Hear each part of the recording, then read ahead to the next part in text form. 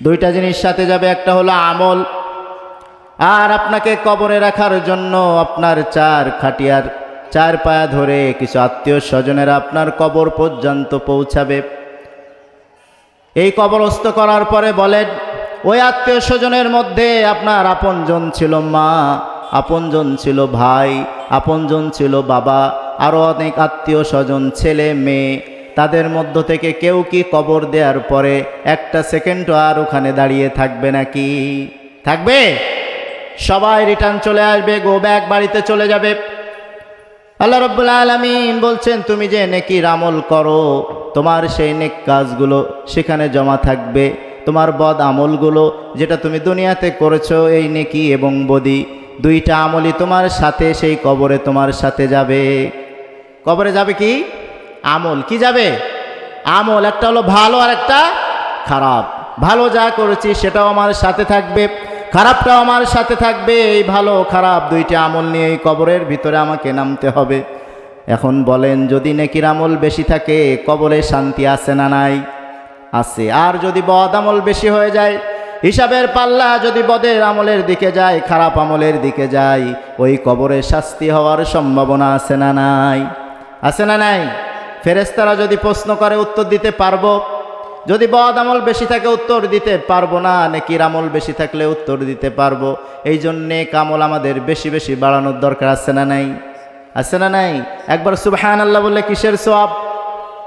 আল্লাহ রাব্বুল আলামিন বলছেন, জান্নাতে তোমার জন্য একটি ঘর নির্মাণ করা হয়। সুবহানাল্লাহ বলেন। একটা ঘর আমার জন্য নির্মাণ করা হচ্ছে। এই সুবহানাল্লাহ বলাটার ইখলাস কতটুকু, কি কারণে আপনি বলেছেন? এটাকে আপনি আল্লাহকে রাজি খুশি করার জন্য বলেছেন নাকি মানুষকে খুশি করার জন্য বলেছেন? এটার বাস্তবতা আল্লাহ রাব্বুল আলামিন কিয়ামতের ময়দানে আপনাকে হিসাব দিবেন। কাল কিয়ামতের ময়দানে আল্লাহ রাব্বুল আলামিন আমাদেরকে বলবেন, দুনিয়ায় যে আমল তুমি তৈরি করেছো, যে কিতাবটা তুমি তৈরি করেছো, বুদ্ধি হওয়ার পর থেকে মৃত্যু পর্যন্ত, ও আমার বান্দা, তোমার এই কিতাবটা আজকে তুমি পড়তে শুরু করো। আল্লাহ রাব্বুল আলামিন বলবেন, ইকরা কিতাবাক কাফা বিনাফসিকাল ইয়াওমা আলাইকা হাসিবা। ও আমার বান্দা, পড়ো তোমার কিতাব যেটা তুমি দুনিয়ায় তৈরি করেছো। আজকে তোমার এই হিসাব নেওয়ার জন্যই তুমি যথেষ্ট। কারণ সেদিন আমার এমন একটি কিতাব হাতে তুলে দেয়া হবে, এই কিতাবের এক পৃষ্ঠায় যেমন লেখা আছে নেক আমল, অপর পৃষ্ঠায়ও লেখা আছে বদ আমল। এই দুইটাই আমার সামনে সেদিন ভাসবে। যাদের নেকির পাল্লা ভারী হয়ে যাবে, নেকির কাজ বেশি হয়ে যাবে, আল্লাহ রাব্বুল আলামিন তাদের জন্য ঠিকানা রেখেছেন কোথায়? জান্নাতে। কোথায়? জান্নাতে। আর যারা বদ আমল করে করে দুনিয়ার জীবন শেষ করেছে, মৃত্যু তাদেরকে ডাকছে, দুনিয়ার আমল শেষ করার সাথে সাথে ওই কবর থেকেই তার শাস্তি শুরু।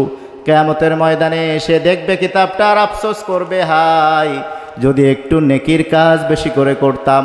যে কথাগুলো আমাদের ওলামা হজরতরা বলেছিলেন, আল্লাহর কোরআন থেকে বলেছিলেন, আল্লাহর কিতাব থেকে বলেছিলেন, যদি একটু মেনে মেনেই জমিনে চলতাম, অবশ্যই আমার আজকে এই পরিণতি হতো না। বদ আমলের এই চিঠিটা আজকে আমার, এই কিতাবটা আজকে আমার পড়া লাগতো না, এটা আজকে আমাকে দেখা লাগতো না। তো কিয়ামতের ময়দানের যে বিভীষিকাময় অবস্থা, সেই অবস্থার বর্ণনা আল্লাহ রাব্বুল আলামিন কয়েকটা সূরার ভিতরে উল্লেখ করেছেন। এই জন্য সম্মানিত উপস্থিতি, আমরা যারা এসেছি, যারা আসতে পারি নাই, আমরা অবশ্যই মাহফিলে শামিল হব। এখন তো মাহফিলগুলাতে বাজার হয়ে সেখানে মাহফিলের থেকে লোক বেশি থাকে। আমি গত একটা মাহফিলে একটু কথা বলার সুযোগ হয়েছিল, আমি সেখানেও বলেছি যে বাজারগুলো আমাদের মাহফিলগুলোকে নষ্ট করে দিচ্ছে। আপনাদের যারা দোকানদার আছেন, যারা ব্যবসা করছেন, আপনাদের হালাল ব্যবসা আল্লাহ বরকত দিক, আপনারা একটু সহযোগিতা করবেন। এটা আপনার আশেপাশে যারা দাঁড়িয়ে থাকবে, আপনিও বলবেন যে যান ভাই একটু মাহফিল শোনেন। এখানে বেশি দাঁড়িয়ে থেকে এই বাজারে যাওয়াটা বিশ্বনবী কী বলেছেন? দুনিয়ার ফিতনা, কিয়ামতের আলামত। কিসের আলামত? শেষ জামানায় দুইটা জিনিস বেড়ে যাবে। কি কি বলেন তো? দুইটা ফিতনা থেকে বাঁচতে হবে। সেটা হলো বাজারে যাওয়া আর নারীর ফিতনা। দুইটা থেকে বাঁচতে বলেছেন বিশ্বনবী। আর আমরা সেই বাজারেই সময় কাটাচ্ছি, মাহফিলগুলোতে না আসে বাজারে ঘুরে ফিরে মাহফিল না শুনে বাড়িতে চলে যায়। এখানে বক্তারা কোরআন এবং হাদিস থেকে আপনাদেরকে নসিহা করেন, কিছু কথা শোনান, যেটার কথা রাসূল সাল্লাল্লাহু আলাইহি ওয়াসাল্লাম নিজেই বলেছেন, আল উলামা ওয়ারাসাতুল আম্বিয়া। রাসূল সাল্লাল্লাহু আলাইহি সাল্লাম বলেছেন, আলেমগণ হলো নবীগণের ওয়ারিস। তারা আমার কোনো ধন সম্পদ টাকা পয়সার ওয়ারিস নয়, তারা হলো আমার কিসের ওয়ারিস? এলেমের, জ্ঞানের, আমার আনুগত্যের, আমার ভালোবাসার, আমার সুন্নাতের। আমি যে রেখে গিয়েছি কোরআন ও হাদিস, এই দুইটার ওয়ারিস আমি আলেমদেরকে বানিয়ে দিলাম। সুবহানাল্লাহ বলেন। তাহলে আলেমরা হলো এই নবী সাল্লাল্লাহু আলাইহি সাল্লামের রেখে যাওয়া কোরআন এবং হাদিসের ওয়ারিস। তে আলেমরা সেই কোরআন এবং হাদিস থেকে কথা শোনান। এই কোরআন হাদিসের কথা শুনতে এসে আমাদেরকে এই কোরআন অনুযায়ী জীবন গড়ার জন্য তারা পরামর্শ দেন। এই জন্য মাহফিলে এসেও যেন আমরা কিছু সিস্টেম মনে রাখি। কোরআনের কথা যেখানে হয়, কোরআনের তেলাওয়াত যেখানে হয়, কোরআনের আলোচনা যেখানে হয়, সেখানে কথা বলা নিষেধ। সেখানে কি কথা বলা নিষেধ। আল্লাহ রাব্বুল আলামিন বলেছেন, ওয়ানসিতু লাআল্লাকুম তুরহামুন, তোমরা চুপ থাকো তাহলে সফলতা অর্জন করবে। যেখানে কোরআনের আলোচনা হবে, কোরআন তেলাওয়াত হবে, তোমরা কথা বলো না। যদি তোমরা মনোযোগ সহকারে শোনো, তাহলে তোমাদেরকে সফলতা দান করবেন কে? কে দান করবেন? আল্লাহ সুবহানাহু ওয়া তাআলা। এই জন্য আমাদেরকে মাহফিলগুলোতে ইখলাসের সাথে বসতে হবে। ইখলাসের সাথে মানে নিয়ত পরিশুদ্ধ করে বসতে হবে, যে কথাগুলো আমরা শুনি সেটা যেন আমরা ইখলাস দিয়ে, মনের কান দিয়ে সেই কথাগুলো যেন শুনি। মাহফিলগুলোতে আজকে তো আরও সমস্যা হয়ে গিয়েছে। আমরা আলোচনা করি একরকম, বাইরে যে মানুষেরা, মুসল্লিরা, বক্তার মানে শ্রোতারা সমালোচনা করে আর এক রকম, যে হুজুর কি বলল আজকে, ওয়াজটা ভালো হয় নাই। এই সব বিষয় নিয়ে আমরা কথা বলি। এই আলোচনার মধ্যে যে কথাগুলো আমাদের শোনা দরকার, যে কথাগুলো আমাদের নেয়া দরকার, যে ভালো কথাগুলোর ভিতরে থাকবে, সেটাই শুধু আমরা গ্রহণ করব। খারাপগুলোকে কি করব?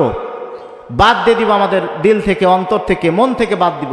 যে কথাগুলো আমাদের আমলযোগ্য নয় বা আমলযোগ্য কোনো কথা এটা না, সেটা আমরা বাদ দিয়ে দিব। তাহলে আমলের নিয়তে ইখলাসের সহিত আমরা মাহফিলগুলোতে এসে কথা শোনার চেষ্টা করব। রাজি আছি তো ইনশাআল্লাহ? যারা এখন আসে নাই, আমি সকলকে আহ্বান করছি, আপনারা এই কোরআনের ময়দানে চলে আসুন। আমাদেরকে আল্লাহ রাব্বুল আলামিন কিছু দায়িত্ব দিয়েছেন। আমি বলছিলাম, আল্লাহ রাব্বুল আলামিন সূরা জারিয়াতের 56 নম্বর আয়াতের মধ্যে বলছেন, ওয়ামা খালাকতুল জিন্না ওয়াল ইনসা ইল্লা লিয়াবুদুন, আমি মানুষ এবং জিন জাতিকে সৃষ্টি করেছি শুধুমাত্র আল্লাহ রাব্বুল আলামিন তার ইবাদত করার জন্য। কার ইবাদত? আল্লাহর ইবাদত করার জন্য আল্লাহ রাব্বুল আলামিন মানুষ এবং জিন জাতিদেরকে সৃষ্টি করেছেন। এই মানুষ এবং জিন জাতি ইবাদত করবে আল্লাহর। আল্লাহ এটাই চেয়েছিলেন। কিন্তু বলেন, আমরা মানুষেরা, আমাদেরকে আল্লাহ রাব্বুল আলামিন জ্ঞান বিবেক বুদ্ধি দেওয়ার কারণে আমরা এত বেশি পণ্ডিত হয়ে গিয়েছি, আল্লাহ রাব্বুল আলামিনের এই ইবাদত ভুলে গিয়ে দুনিয়ার দিকে নিজেরকে মশগুল করে দিয়েছি।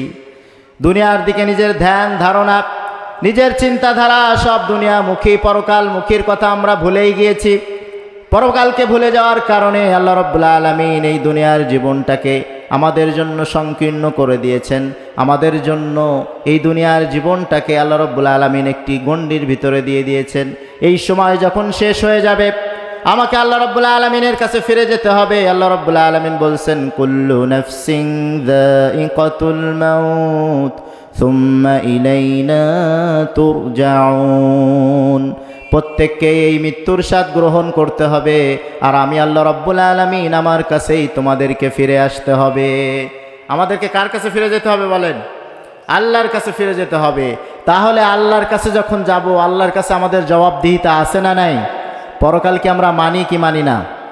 আমাদেরকে পরকালও মানতে হবে, কারণ আল্লাহ রাব্বুল আলামিন ছোট্ট একটা সূরায় আমাদের কিছু দিক নির্দেশনা দিয়েছেন।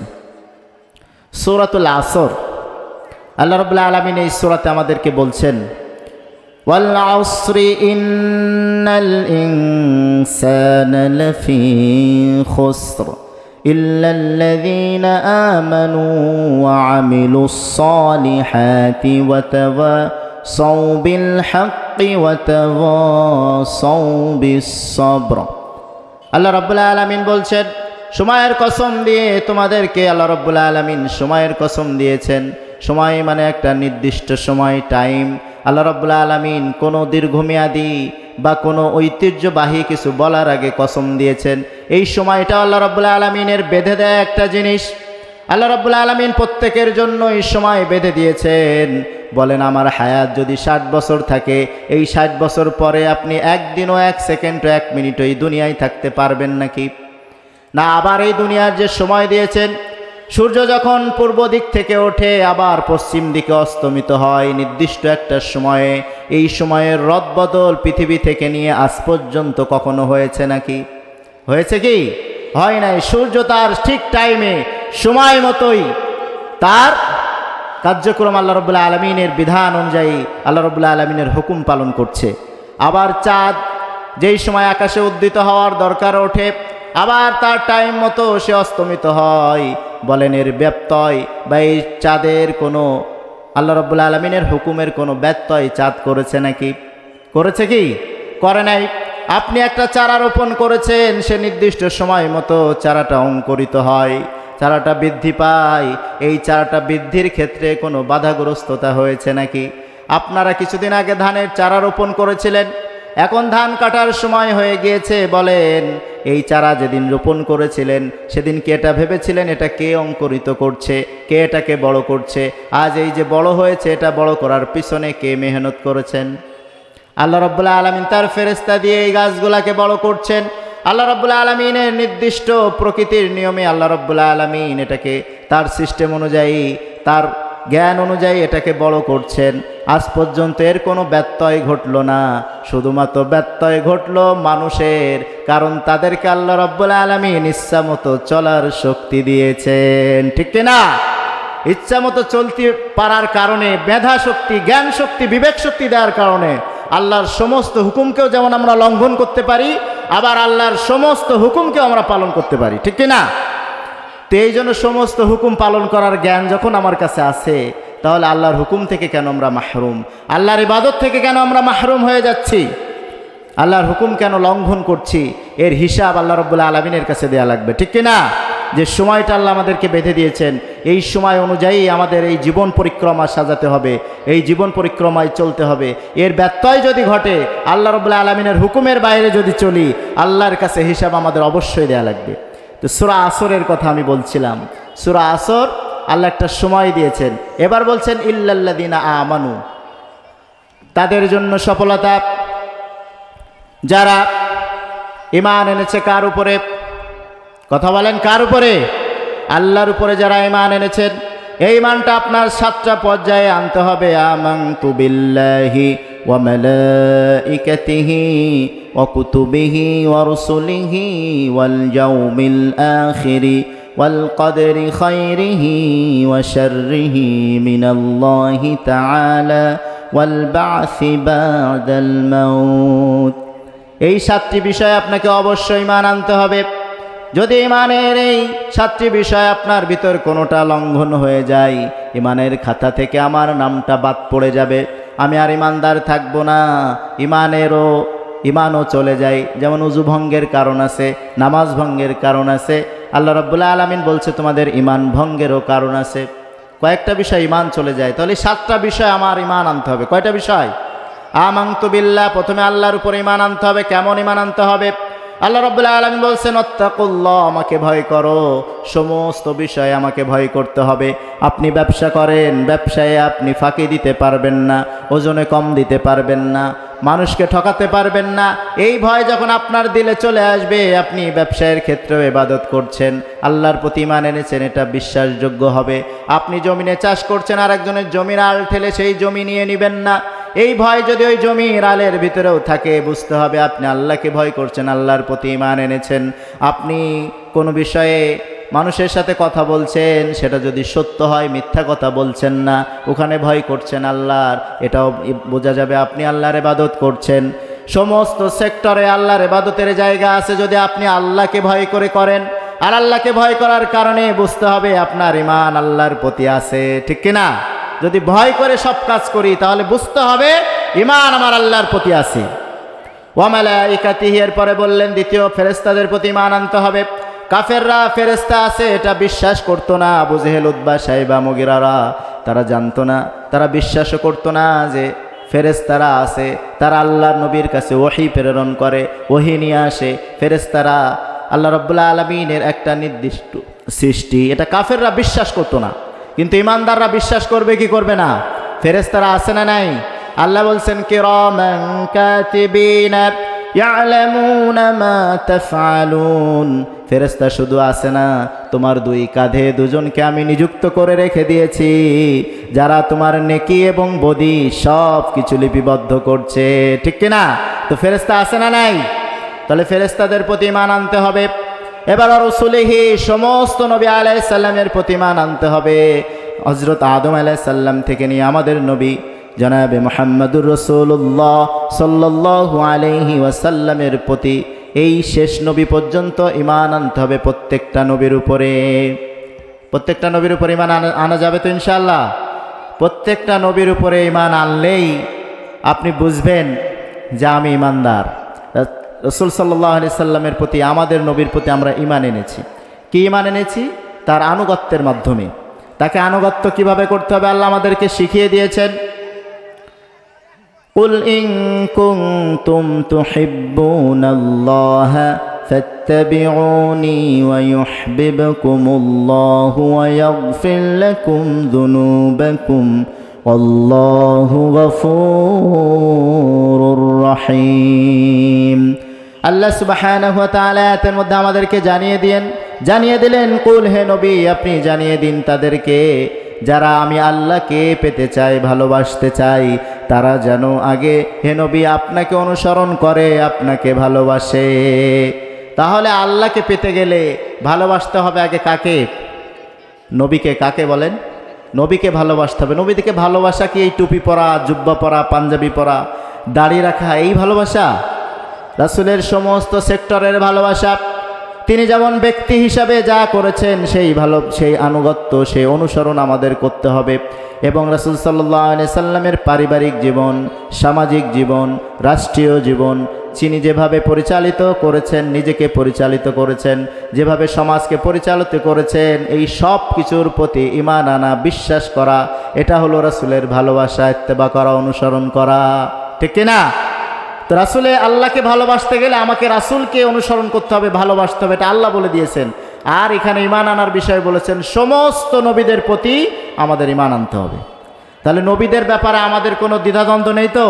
প্রত্যেক নবীর প্রতি আমরা ঈমান এনেছি, ঠিক কিনা?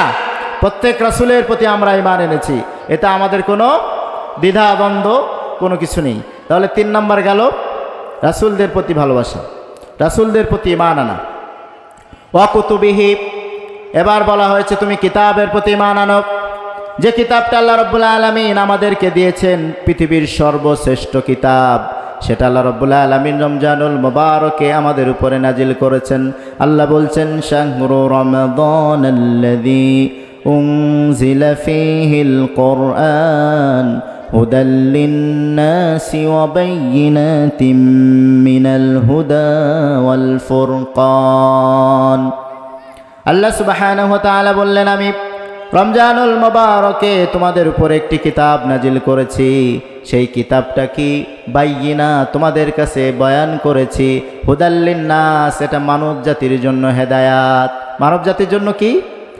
এমন একটা কিতাব আল্লাহ আমাদেরকে দিলেন যেটা গোটা মানব জাতির জন্য হেদায়াত। সুবহানাল্লাহ বলেন।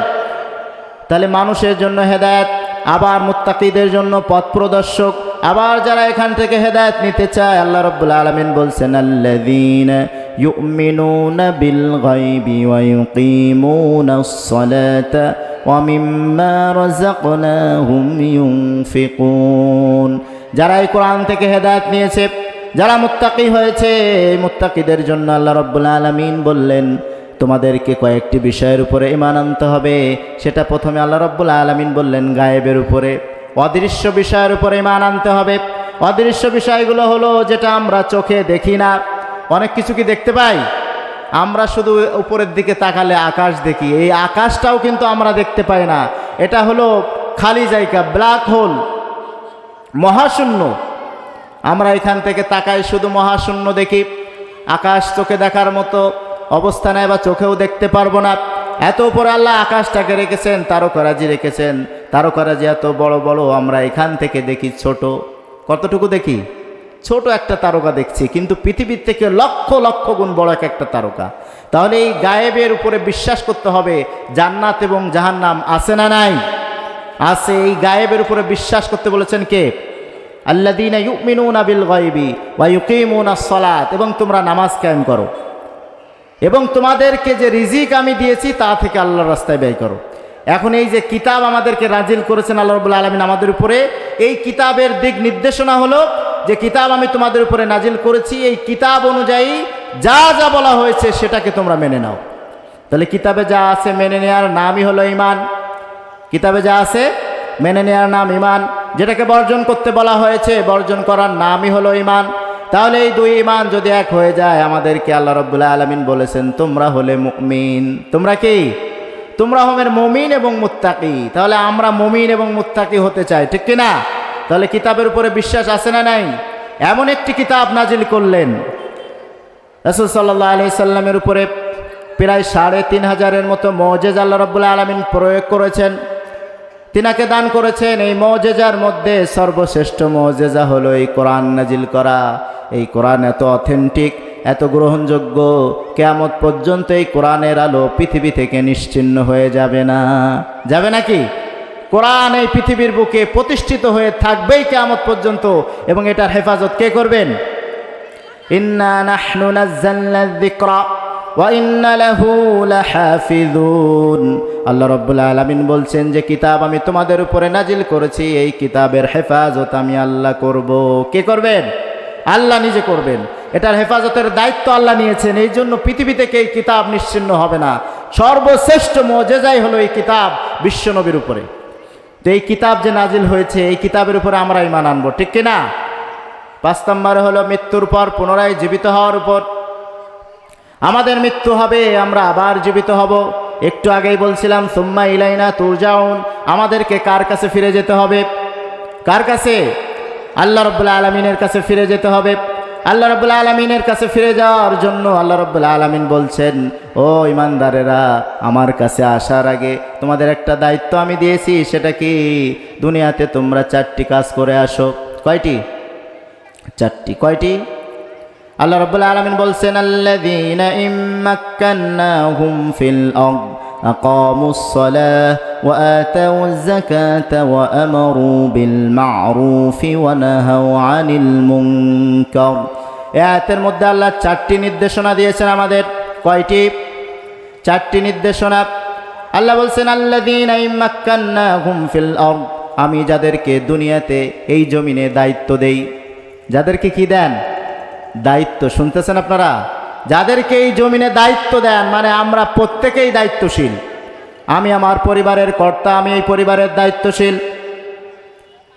এই পরিবারের কে কে আছে, কতজন সদস্য আছে আমাকে দেখতে হবে। কে আল্লাহর হুকুম মানে, কে মানে না সেটাও দেখতে হবে। এই দায়িত্ব পাওয়ার পরে আল্লাহ রাব্বুল আলামিন বলছে তোমার প্রথম কাজ হবে ওয়াকামাস সালাহ, নামাজ কায়েম করা। কি কায়েম করতে হবে? নামাজ। তাহলে আমরা যদি প্রত্যেকটা পরিবারে নামাজ কায়েম করতে পারি, আমাদের সমাজ আজকে কলুষিত থাকতো না, ঠিক কি না?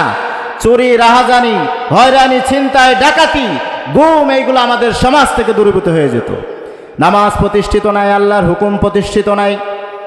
এই নামাজের কথা বললেই ছেলে রাগ করে, মেয়ে রাগ করে, বউ রাগ করে। বলেন, আপনার পাশের বাড়িতে যদি আগুন লেগে যায়, কি লাগবে? আগুন লেগে যায়।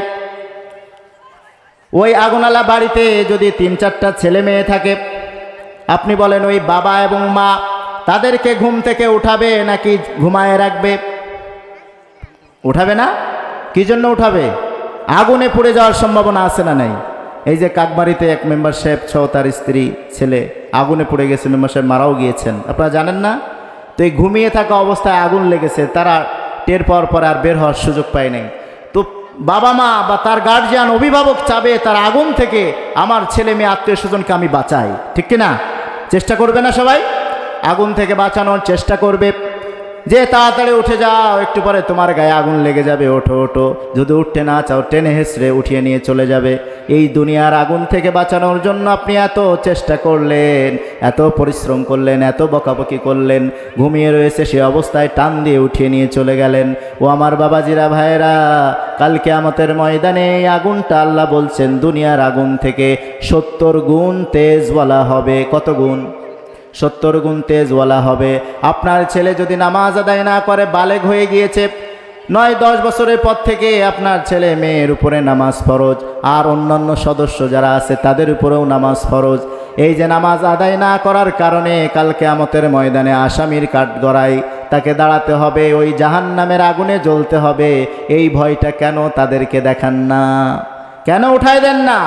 ঘুমিয়ে আছে, আপনি বলেন আর একটু ঘুমাক, রাত জেগেছে। সকালবেলা আপনি নামাজ পড়তে যান, ছেলেকে উঠান না, 12-14 বছর বয়সে, না সকালবেলা প্রাইভেট আছে একটু পরে উঠবে, প্রাইভেটের জন্য উঠান, কিন্তু নামাজের জন্য উঠান না। এই যে আমরা দায়িত্বশীল হলাম, আল্লাহ আমাদেরকে দায়িত্ব দিয়েছেন, এই দায়িত্ব কতটুকু পালন করলাম? পালন করতে কি পেরেছি? ওই জাহান্নামের 70 গুণ তেজওয়ালা আগুন থেকে আমার ছেলে মেয়ে আত্মীয় স্বজনকে বাঁচানোর জন্য আমি চেষ্টা করি নাই, সেই জন্য আল্লাহ আমাকে আসামির কাঠগড়ায় দাঁড় করাবেন। প্রথম নম্বর, এই আকামুস সালাহ, নামাজ কায়েমের ক্ষেত্রে তো আমি ফেল। 4টি দায়িত্ব দিয়েছেন, প্রথম নম্বরটাই ফেল। 2 নম্বর, ওয়াতুজ যাকাত, যারা সম্পদশালী, যাদের উপরে জাকাত আল্লাহ ফরজ করেছেন, তাদেরকে অবশ্যই এই জাকাত দিতে হবে। নির্দিষ্ট একটা পরিমাণে এই জাকাতের কথা আল্লাহ বলেছেন, এই জাকাত আমাদেরকে আদায় করতে হবে। জাকাত আদায়কারী লোক নিয়োগ করে এই জাকাত আদায় করতে হয়। রাষ্ট্রীয় ব্যবস্থায় যদি ইসলাম থাকে, কি থাকে? ইসলাম থাকে, যেটা আল্লাহর মনোনীত জীবন ব্যবস্থা। আল্লাহ বলেছেন, ইন্নাদ-দীনা ইনদাল্লাহিল ইসলাম, আমি তোমাদের জন্য মনোনীত করেছি জীবন ব্যবস্থা ইসলামকে। কি মনোনীত করেছেন? ইসলাম। তাহলে রাষ্ট্রীয় ব্যবস্থায় যদি ইসলাম থাকে, তাহলে এই জাকাত আদায়কারী নিয়োগ করে, জাকাত আদায় করে রাষ্ট্রীয় ফান্ডে জমা করে সেটা গরিব অসহায়ের মধ্যে বিলি করতে হবে। 8টা খাত আছে জাকাতের, এই 8 শ্রেণীর ব্যক্তিদেরকে এই জাকাতের টাকা প্রদান করতে হবে। তাহলে 2 নম্বর 3 নম্বর দায়িত্ব হলো তা'মুরুনা বিল মা'রুফ, মানুষকে সৎ কাজের আদেশ দেয়া। এই সৎ কাজের আদেশ আপনি দিলে, মানুষকে সৎ কাজের আদেশ দিবেন, কেউ আপনাকে বাধা দিবে না। আপনি যদি দোকানে বসে থাকা লোকদের বলেন আজান হয়েছে ভাই চলেন নামাজে যাই, সে আপনাকে কিছুই বলবে না। বলবে নাকি? হয়তো বলবে আমার কাপড় ঠিক নাই, বা একটু পরে আসছি, বা আমি পরে রক্ত থেকে পড়বো, এরকম বলবে। আপনাকে মারবেও না, ধরবেও না, কিছুই বলবে না, যদি আপনি ব্যক্তিগতভাবে এই দাওয়াত দেন। আর যদি রাষ্ট্রীয়ভাবে হুকুম আসে নামাজ না পড়লে 500 টাকা জরিমানা, বলেন কেউ কি আর চায়ের দোকানে থাকবে? থাকবে কি? টাকা দেওয়ার ভয়তে হলেও তারা নামাজে দৌড় দিবে। মিডল ইস্টের প্রায় রাষ্ট্রে এই নামাজের আইন আছে, নামাজ না পড়লে বেতের আঘাত করা হয়, জরিমানা করা হয়, জেলে ঢুকানো হয়। কিন্তু আমার দেশে, এই 95-90% মুসলমানের দেশে নামাজের এই আইন না থাকার কারণে চায়ের দোকানে, বিভিন্ন স্টলে, বাজারে, বাড়িতে বসে বসে আমরা অযথা সময় পার করছি, নামাজের কোনো খবর নেই। আছে? তাহলে এই সৎ কাজের আদেশ দেওয়ার বেলায় আপনি আদেশ দিবেন, কেউ আপনাকে বাধা দিবে না। কিন্তু যদি নিষেধ করেন, ওয়ানাহু আনিল মুনকার, খারাপ কাজ থেকে মানুষকে ফেরাতে হবে, খারাপ কাজ থেকে ফেরাতে হবে। লোকমান আলাইহিস সালাম তার ছেলেকে বলেছেন, এই দায়িত্বের মধ্যে সবচেয়ে কঠিন হলো এটা, যে মানুষকে অপরাধ থেকে ফেরানো। এই কথাটা বলা সবচেয়ে বেশি কঠিন, এবং মানুষ তোমাকে প্রতিবন্ধকতা সৃষ্টি করবে। আপনি মানুষকে গাজার আড্ডা থেকে ফিরিয়ে আনেন, রাতের আধারে আপনাকে মেরেও ফেলতে পারে। যারা মদের স্টলে আছে তাদেরকে আপনি বাধা দেন, আপনার পরিবার হুমকির মধ্যে পড়ে যেতে পারে। যারা সমাজে অপরাধ অন্যায় করে তাদের বিরুদ্ধে কথা বললে আপনার এগেনস্টে মামলা হতে পারে, উল্টা মামলা। তাহলে খারাপ কাজ থেকে ফেরানোর জন্য আপনি চেষ্টা করবেন, কিন্তু যারা খারাপ তারা আপনাকে দুশমন, শত্রু ভাববে। এটা কে বলেছেন? আল্লাহ নিজেই বলেছেন। লোকমান আলাইহিস সালাম তার ছেলেকে নসিহত করছেন যে খারাপ কাজ থেকে ফেরানো এটা কঠিন কাজ। তাহলে খারাপ কাজ থেকে ফেরানোর কাজটাই বেশি বেশি সমাজে করার দরকার আছে না নাই? আমার ভাইয়েরা বসে থেকে দোকানে, আমি একবারও দাওয়াত দিতে পারি নাই। আমার বাড়ির সদস্যরা নামাজ পড়ে না, আমি একবারও বলতে পারি নাই যে নামাজের সময় হয়েছে, নামাজ পড়তে আসো। এই দাওয়াত আমার ঘরেও আমি পৌঁছাতে পারি নাই, ঘরেও পৌঁছাতে পারি নাই, বাজারেও পৌঁছাতে পারি নাই, আত্মীয় স্বজনের মধ্যেও পৌঁছাতে পারি নাই। তাহলে 4টে দায়িত্বের কোনটা আমি পালন করলাম? আল্লাহর দেয়া দায়িত্ব থেকে আমি নিজেকে অব্যাহতি নিয়েছি, যেসব দায়িত্বর দরকার নেই আমি নিজে বাঁচি। হ্যাঁ, নিজে বাজার কথা আল্লাহ রাব্বুল আলামিন আপনাকে বলেছেন, ইয়া আইয়ুহাল্লাযীনা আমানু কু আনফুসাকুম ওয়া আহলিকুম নারা। আল্লাহ রাব্বুল আলামিন বলছেন, ও ঈমানদারেরা, তোমরা আগে নিজেরা জাহান্নামের আগুন থেকে বাঁচো। কিসের আগুন থেকে? জাহান্নামের আগুন থেকে বাঁচো, তারপর তোমার পরিবারদেরকে বাঁচাও। তার মানে পরিবার বাঁচানোর কথা বলেছেন কে? এতক্ষণ কাদের কথা বললাম? পরিবারের কথা, ঠিক কিনা? এই পরিবারদেরকেও বাঁচানোর দায়িত্ব আমাদের। এই জন্য আগে নিজে ঠিক হতে হবে, নিজেকে আগে পরিশুদ্ধ হতে হবে, ঠিক হতে হবে, তাহলে আপনি আপনার পরিবার আত্মীয় স্বজনকে জাহান্নামের আগুনের বাঁচানোর কথা বলতে পারবেন। সম্মানিত উপস্থিতি, ইখলাসের আলোচনা করতে চেয়েছিলাম, কিন্তু যেখানে যেটা প্রয়োজন সেটা সেখানেই মানাই। আসলে আমাদের যে দুর্বলতা আছে সেই কাজগুলো আমাদের সমাজ থেকে আজকে উঠে যাওয়ার কারণে আমার পরিবারও ইসলাম ভিত্তিক না, আমার সমাজও ইসলাম ভিত্তিক না, এবং আমার রাষ্ট্রও ইসলামী আইন অনুযায়ী চলে না। সেই জন্য আজকে প্রত্যেকটা পদে পদে মুসলমানরা অপদস্থ, লাঞ্ছিত এবং অপমানিত হচ্ছে। টুপিওয়ালা দাড়িওয়ালাদের দেখলে মানুষ কেন নাক ছিটকায়? যিনি টুপিওয়ালা দাড়িওয়ালা তার ভিতরে গলত কাজ বেশি হচ্ছে, তিনি নিজেকে পরিশুদ্ধ করতে পাচ্ছেন না। সামাজিক কারণে, পারিবারিক কারণে, রাষ্ট্রীয় কারণে তিনি নিজেও পরিশুদ্ধ হতে পাচ্ছেন না। এই জন্য আগে যারা নামাজ আদায় করে, যারা ইসলাম মানে, ইমান মানে, যারা আল্লাহর প্রতি ইমান আনে, তাদেরকে আগে পরিশুদ্ধ হতে হবে। যাদেরকে আল্লাহ এই জ্ঞান দিয়েছেন, আমি এই আলোচনা একদিন করেছি, যাদেরকে আল্লাহ কোরআনের জ্ঞান দিয়েছেন, তারা যদি এই কোরআনের জ্ঞান ভুলে দুনিয়ালোভী হয়ে যায়, আল্লাহ বলছেন তাদের উদাহরণ হলো কুকুরের মতো। কিসের মতো? কুকুর যেমন হাঁপিয়ে লাস্টে যে জিব্বা মেলায় ওই জায়গায় শ্বাস নেয়, মানে কিছুই সে পায় নাই, খালি দৌড়াইছে। দুনিয়া দুনিয়া যদি করি তাহলে দৌড়ানোই হবে, পরিণতি বা লাস্টে কিছুই আমার জন্য থাকবে না। এই জন্য কোরআনের এই জ্ঞান যাদেরকে দেয়া হয়েছে, এই আলেমদেরকে আগে পরিশুদ্ধ হতে হবে। আলেমরা যদি পরিশুদ্ধ হয়ে যায়, সমাজ, রাষ্ট্র, পরিবার সব কিছু পরিশুদ্ধ হয়ে যাবে। সম্মানিত উপস্থিতি, যে আয়াতে কারিমা আমি তেলাওয়াত করেছিলাম,